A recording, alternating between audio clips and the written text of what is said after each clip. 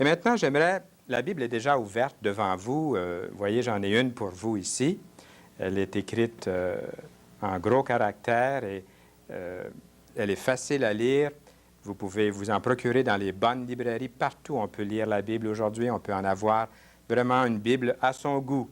Et j'aimerais parler de la divinité du Seigneur Jésus-Christ. On dit que l'Évangile de Jean est l'Évangile le plus simple, mais le plus profond qui existe. On dit que dans l'original, il n'y a que 900 mots pour l'Évangile de Jean, mais c'est tellement enrichissant de lire la parole de Dieu.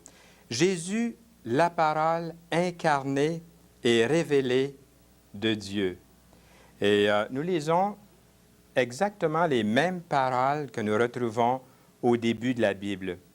Au commencement était la parole, et la parole était avec Dieu, et la parole était Dieu. Elle était au commencement avec Dieu.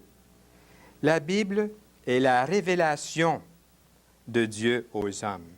Comme nous le disions dans l'introduction, la Bible, la révélation de Dieu ne nous est donnée non seulement par la parole de Dieu, par la Bible, mais aussi par les phénomènes naturels qui nous entourent.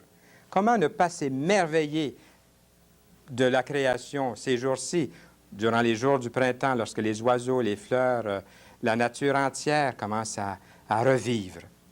Nous avons aussi la révélation de Dieu par les événements qui nous entourent, par l'histoire de l'humanité et aussi par les messages qui nous ont été laissés, des messages de la Bible, les messages de la parole de Dieu, des écrivains inspirés de Dieu.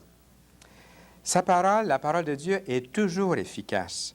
Dans Genèse, le premier livre de la Bible, verset 3, il est écrit « Dieu dit que la lumière soit, et la lumière fut. » Dans le psaume 33, verset 6, nous lisons « Les cieux ont été faits par la parole de l'Éternel. » Dans le psaume 107, verset 20, il est écrit « Il envoya sa parole et les guérit. » La parole de Dieu n'est pas seulement un attribut de Dieu, mais une personne distincte, habitant avec Dieu avant la création du monde et agissant comme agent créateur dans la création. Vous avez remarqué que Jean, l'évangéliste, ne dit pas la parole de Dieu. Il dit la parole était avec Dieu et la parole était Dieu. Dans Jean chapitre 1, verset 1, le verset que nous venons de lire.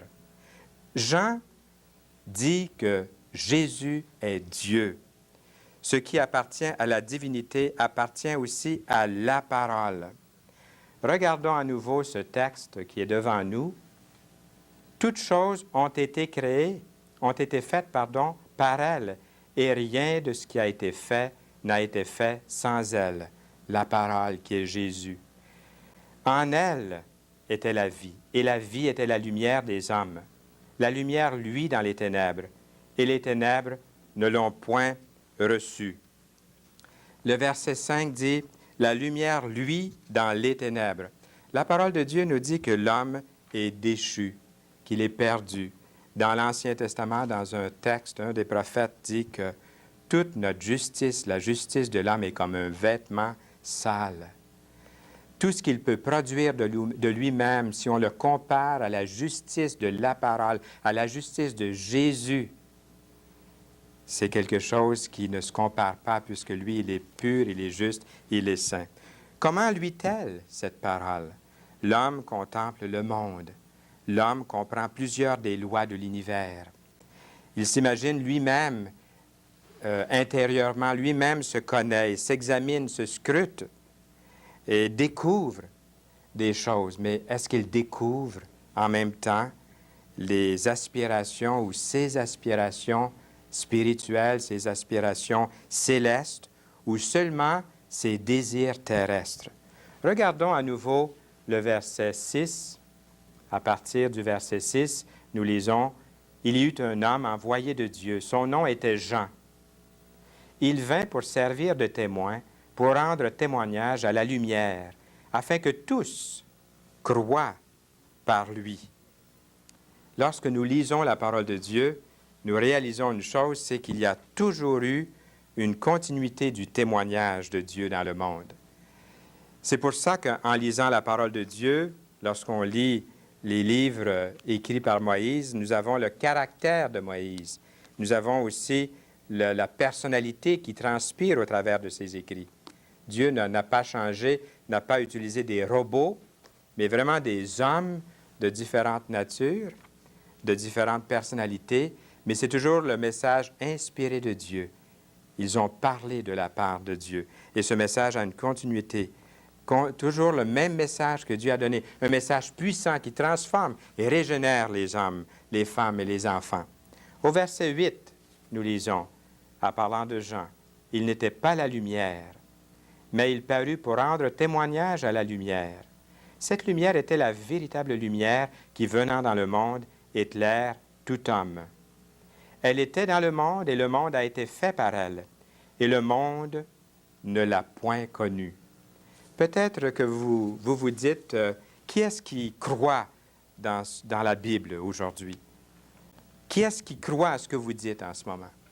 Est-ce qu'il y en a encore qui croient dans ce vieux livre? Est-ce qu'il y en a encore qui croient vraiment, sincèrement, de tout leur cœur? Nous venons juste de lire, « Le monde ne l'a point connu. » Et ça a été écrit il y a au moins 2000 ans. Le cœur de l'homme, lui, n'a pas changé. Le cœur est encore besoin du Seigneur, a encore besoin de cette lumière, a encore besoin du Seigneur Jésus-Christ. Il a besoin d'être guéri. Il a besoin de retrouver une stabilité. Il a besoin de sortir de sa solitude. Il a besoin de sortir de son péché. Il a besoin d'être placé sur un niveau plus élevé. Et Dieu a la réponse. Il n'y a pas un livre au monde qui donne plus de réponses aux besoins au cœur de l'homme que la parole de Dieu, la Bible. Jean attirait les gens à la parole faite chair. Et j'aimerais lire un passage un petit peu plus loin. Nous allons revenir à notre texte, mais allons voir ici un petit peu plus loin. Au verset 14, nous lisons, « Et la parole a été faite chair, et elle a habité parmi nous, pleine de grâce et de vérité. » Qui est-ce qui est plein de grâce et de vérité? La parole, Jésus. Et nous avons contemplé sa gloire, une gloire comme la gloire du Fils unique venu du Père. La parole est venue dans ce qu'il y a de plus engouffré. La parole s'est faite chair. Jésus est né d'une femme, il est né de Marie, dans ce qu'il y avait de plus engouffré. La parole est venue dans ce monde à un moment précis de l'histoire. Notre calendrier en parle. Le jour de Noël en témoigne. Cette parole est venue comme membre d'une race, d'une nation, la race juive, la nation d'Israël. Les préparations, Dieu avait choisi un peuple auquel il se révélerait. C'est surprenant que ce peuple ne l'a pas reçu lorsqu'il est venu. Nous lisons au verset 11, « Elle est venue chez les siens, et les siens ne l'ont point reçue. » Ce geste de refus fait éclater son amour pour eux, pour le peuple, et pour tous les peuples, pour toutes les nations du monde. Le fait d'être rejeté, le fait d'être mis de côté, le fait d'être mis sur une croix a fait exploser l'amour de Dieu pour vous. Le fait, en cet instant, d'être même peut-être quelqu'un dans l'auditoire est indifférent à la parole de Dieu. Cela fait exploser l'amour de Dieu. Peut-être que quelqu'un dans l'auditoire se moque de la parole de Dieu. Peut-être que quelqu'un ne prend pas au sérieux la Bible et ne croit pas ce qu'elle dit. Peut-être que quelqu'un dans l'auditoire est indifférent ou rebelle ou ne veut pas écouter ces paroles puisque ça le dérange, ça le met mal à l'aise. Cela fait éclater l'amour de Dieu pour vous. Il vous aime. Qui est plein de grâce et de vérité? Jésus est plein de grâce et de vérité. Lorsque Jésus se tenait devant Pilate, devant cet homme qu'il ne saisissait pas trop bien, devant la justice de Jésus, devant son honnêteté, devant sa pureté. Pilate a dit, « Qu'est-ce que la vérité? » Jésus a dit, « Je suis la vérité. » Jésus a dit, « Je suis la vérité, je suis le chemin, je suis la vie. » Nul ne vient au Père que par moi, a dit Jésus. Jésus a dit aussi, « Venez à moi, vous tous qui êtes fatigués et chargés, et je vous donnerai du repos. » Jésus a dit, « Je me tiens à la porte. » Il parlait de notre cœur. « Je me tiens à la porte, dit Jésus, et je frappe. Si quelqu'un entend ma voix et ouvre la porte, j'entrerai chez lui. Je souperai avec lui et lui avec moi, ce qui indique une communion intime, grande avec le Seigneur, comme une relation très, très intime entre deux personnes qui s'aiment, qui se connaissent bien. Deux grands amis. Le Seigneur nous a appelés ses amis. Nous l'appelons Maître et Seigneur, et lui nous appelle ses amis, puisque nous le connaissons comme ami.